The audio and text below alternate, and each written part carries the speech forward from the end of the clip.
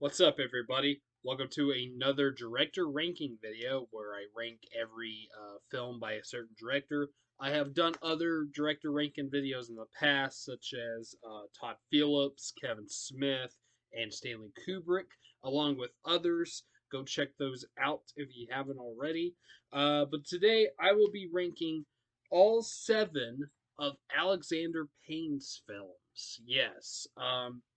Yeah, Alexander Payne. So first off, I just want to say, keep in mind, first, two things. First, I will be talking positive about Alexander Payne, but only as a director. I know he's pretty controversial, at least as a person.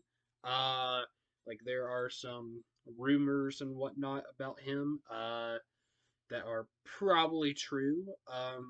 But I'm not going to talk good about him as a person. I'm going to talk good about him as a director because he is a good director.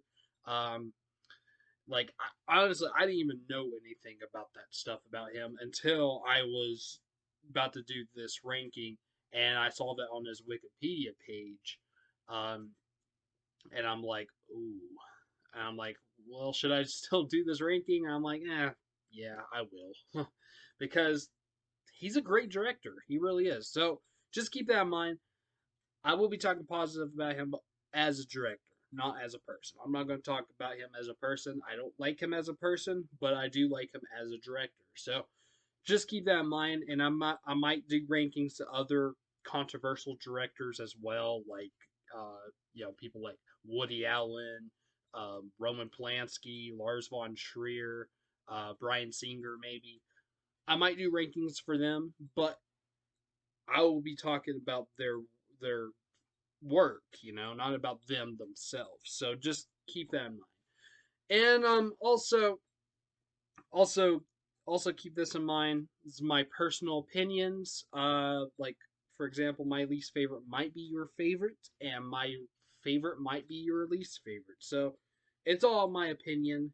There's no right or wrong answer. It's just my opinions of what I think is his worst and what I think is his best. So yeah. All right. So all that out of the way, let's go ahead and get started. Alexander Payne's films ranked from 7 to 1, my least favorite to favorite. Okay, let's go ahead and get started, shall we? Okay, so coming in at number 7, we have his debut film, and that is Citizen Ruth, released in 1996, starring Laura Dern and Kirkwood Smith. Um, yeah, this movie wasn't terrible, but I didn't love this movie. I don't know. I will say this. Laura Dern was great in this movie. Other than that, and there were some funny moments too, but other than that, I didn't really necessarily like this movie. I think it was mostly the story I didn't really like. So this movie is about a prostitute maybe named Ruth. I'm not sure if she's a prostitute, but she might be. Uh and she has an addiction to drugs, but unique drugs. She she sniffs spray paint and glue, and that's what gets her high. Um, and she is also pregnant, and there are these people who are trying to get her an abortion, and then there's some people that are not trying to get her an abortion. They're anti-abortion and whatnot. So it's mostly like an abortion movie, but it's also an addiction movie as well. I think the addiction stuff is more interesting than the abortion stuff. I didn't really give a shit about the abortion stuff. That kind of bored me. But yeah, other than Laura Dern was very good, but other than her performance and a few funny moments here and there, wasn't a fan of this movie, and I don't think I'll ever revisit this movie. Honestly, I don't think I'll ever watch it again. It was kind of depressing, and yeah, didn't care for it that much. So yeah, Citizen Ruth is number 7. Okay, so coming at number 6, we have as of right now, his most recent film. That is Downsizing.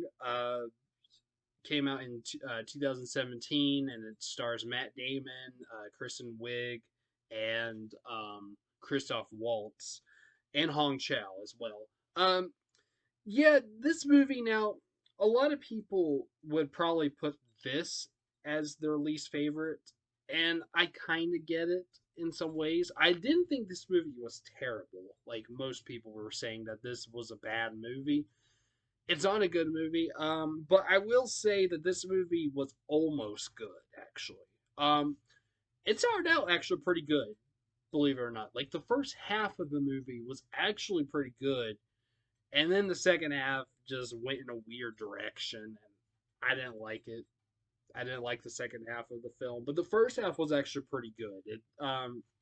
So the movie, takes place kind of like in a futuristic world where scientists um, they discover shrinking, and there are people who decide to they want to be shrunk, they want to be little, and then there's other people who don't want to do that and they're big. So it's kind of like almost in some ways kind of like a race thing. And I thought that was pretty cool, pretty good. And then Matt Damon and his wife, who's played by Kristen Wiig, they decided that they want to do that. They want to get shrunk. Um, but then at the last minute, like right after Matt Damon gets shrunk, his wife backs out of it and leaves him. So he is left alone. Doesn't have his wife anymore, and he's shrunk. Excuse me. Um, I like that. I like that a lot. It started out pretty good. I was actually liking it at first, but then it just went downhill and it went in a weird direction. Like I said, I don't know. Hong Chow is playing a weird character too, and although she was pretty good in the movie, but just like her performance, I mean, not her performance, but her character was a bit odd. Um, yeah, well, just wasn't a fan of this movie. Um, so yeah, Downsizing, not great. But I do kind of get why some people don't like it. Yeah, it was almost good though. It would have been good if it wasn't for that second half. So yeah, number 6 is Downsizing. Okay, coming in number 5, we have from 2011, The Descendants, starring George Clooney and hopefully I'll say her name right, Shailene Woodley. Hopefully I'm saying her name right, and Matthew Lillard and the late great Robert Forster and Judy Greer. Um, okay, so the rest of these movies I did enjoy.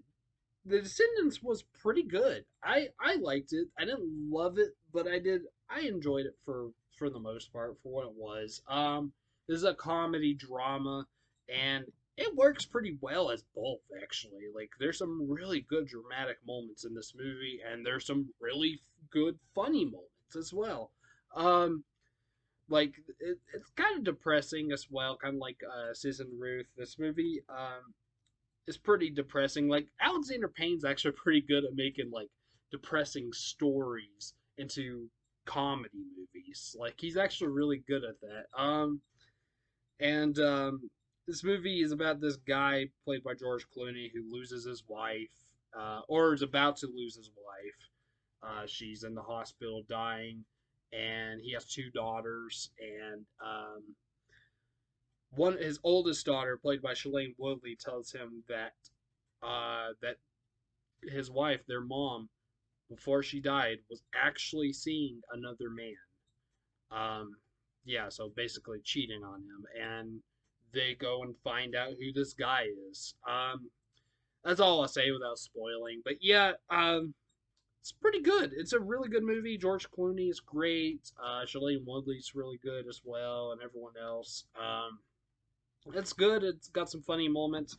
One thing that didn't necessarily work for me though, was there was a certain character in the movie. It was like supposed to be Shailene Woodley's boyfriend, and I think I didn't really understand why exactly he was in the movie, or at least like a part of like the story, because he actually went with them to find out, who the guy that the mom was seeing. He went with them, and I didn't really get why.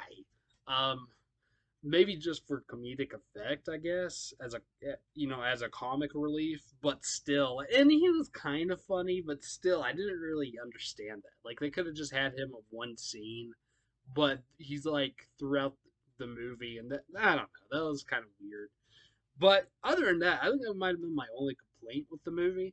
Other than that, this is a pretty good. This is pretty good. I enjoyed it, and it was even nominated for Best Picture in 2011. Lost to The Artist, which I might like The Artist better. I've seen The Artist, and I might like that one better. But or at least I kind of think that deserved Best Picture over this one.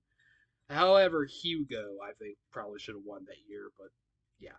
Um, but yeah, The Descendants, very good movie, and I'm gonna, yeah, that is my number five, is The Descendants.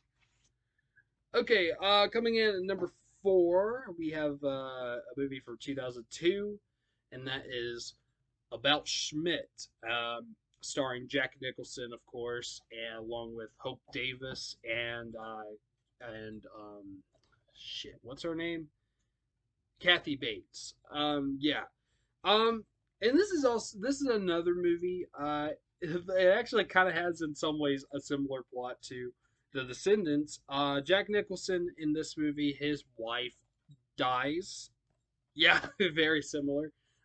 His wife dies, and he doesn't know exactly what to do for the rest of his life. And he also is talking to this kid, this African kid, uh, who he like sent money to him, and he's writing him letters and stuff. But yeah, this is a pretty good movie. It's also depressing, but it's pretty good. It's got some funny moments. Like there's some, much like The Descendants, has some good dramatic moments and some funny moments as well. Um, yeah, yeah, Jack Nicholson is great as always. Hope Davis is very good. Kathy Bates was good, but she played a very strange character in the movie.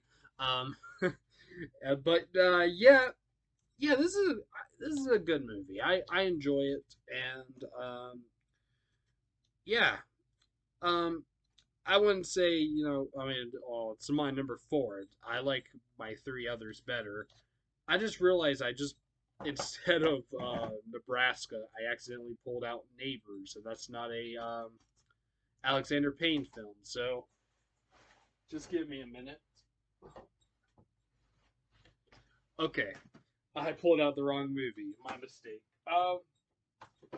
So okay, but yeah, I like these three others better. But this is still a really good movie. I might need to watch this again, if see if I like it better. But yeah, I give it like a maybe an 8 or a 7. I can't remember for sure, but it's a good movie. I do recommend it. About Schmidt, that is my number four. Okay, so coming in at number three is the movie that I forgot to. I put in for some reason Neighbors instead of Nebraska. Neighbors was right next to it in the collection, and I pulled that out by accident. But anyway, I just said what the title was. My number three is Nebraska. Yeah. Released in 2013, and it stars Bruce Dern, um, Will Forte, June Squibb, and Bob Odenkirk, and Stacy Keach as well. Um, yeah, this is a great movie. I actually yeah, this and Sideways were the only two movies that I watched before this ranking started. These were the only Alexander Payne films I've seen before I started this ranking, and I really liked this movie before. This was my second time watching it, and I think I might have liked it even better the first time. Honestly, like this movie's great. I actually came close to reviewing this movie too, but I never did, unfortunately. But this is a great movie. This is about Bruce Dern. He plays, well, this old guy, no duh, who thinks he's won like $1 million or something, and but his son, played by Will Forte, tells him that he didn't win. It's all a scam. Uh, but he doesn't believe him, and he just goes ahead and just like goes along with them, and he's like wants him to take him to Nebraska so he can get his money. Yeah, and it's shot in black and white for some reason. I'm not entirely sure why it's in black and white, but it but the black and white cinematography is beautiful looking. It's really good looking. And I guess it kind of works for the movie in some ways, but it's just kind of odd that it's in black and white. But I'm not complaining.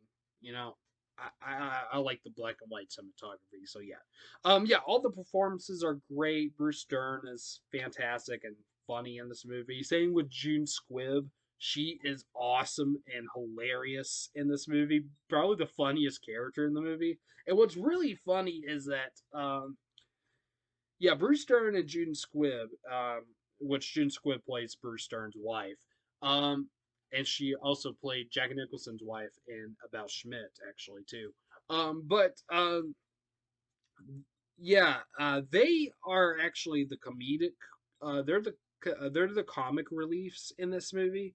And what's weird is that the straight men are actually the actors who plays their sons, which are Will Forte and Bob Odenkirk, who are both comedians. But they both play the straight men. I mean, they have some funny moments too every now and again, but mostly yeah, they're the straighter characters, you know. Yeah, and as like I said, Bruce Dern and June Squibb are the comedic relief. So I thought that was pretty cool. I liked that, and also Stacy Keach is also in this movie, and he's very good. But I hate his character. But yeah, this movie is great. I highly recommend it. I don't know if it's my favorite movie of that year. It could be. It honestly could be my favorite movie of 2013. I know it was also nominated for Best Picture and uh, lost to 12 Years a Slave. Now, I kind of think that this should have won over 12 Years a Slave, honestly. But, excuse me. But yeah, Nebraska is a great film. I highly recommend this one. Very underrated. Yeah, Nebraska, that is my number three. Okay, my number two is a movie I didn't watch until the ranking. This was a movie I've been wanting to watch for quite a while. And this right here might be a lot of people's number one when it comes to Alexander Payne's films. But this was my number two. But I absolutely loved this movie. My number two is Election, released in 1999, starring Reese Witherspoon and Matthew Broderick. Um, I'm not going to talk too much about this movie in this video, at least not of what it's about, because there actually is going to be it's going to be the next one, the next Your Cousins Are Critics episode. Me and Kate are going to be talking about this movie. Don't know when yet. We haven't planned when to do this yet, but we will sometime, hopefully soon. Maybe this week, or this week as I'm filming. By the way, that's what I mean. But so in that case, if so, then maybe this Saturday, as you're watching right now, maybe this Saturday, we'll see. But anyways, though, this movie is fantastic. This is a great, hilarious movie. It's very well shot, very well edited.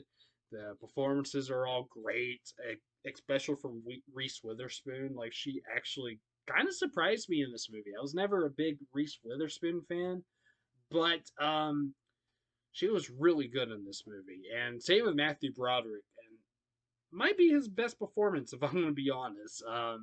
Yeah, even better than Ferris Bueller. Yeah. But this movie's great. It's really funny. It's got some weird moments too, but it works with the movie. It almost feels like an early like Wes Anderson movie. Like if you like the movie Rushmore, you might like Election as well. It's got kind of the same energy. Um, Yeah, Election, very good film. Would be my favorite if it wasn't for my number one, but we'll get to that in a minute. So yeah, Election, that is my number two,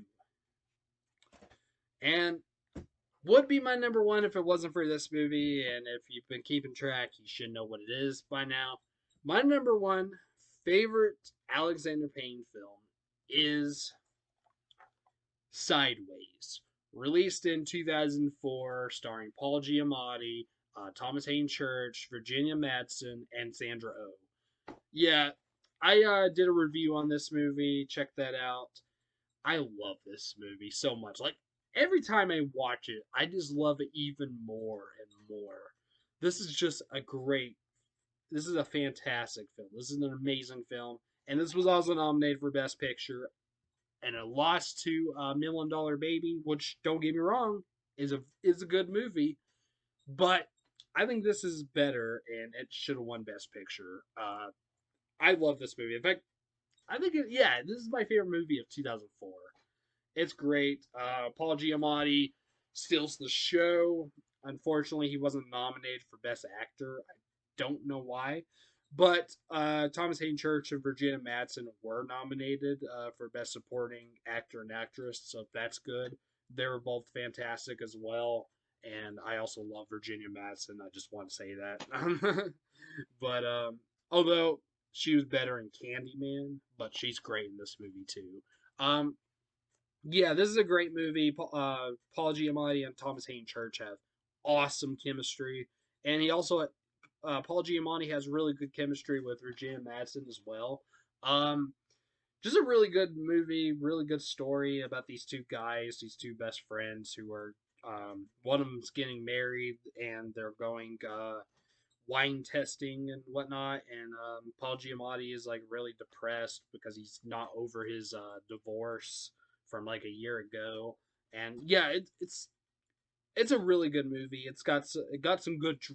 It's hilarious and it's got some good drama in it as well. Like Alexander Payne, like I said, is really good at blending comedy and drama. Um, yeah, Sideways, awesome movie. I if you haven't seen this one, highly recommend it. Yeah, you should definitely watch this movie. It's great. Yeah, Sideways is my number one favorite Alexander Payne movie. Yes.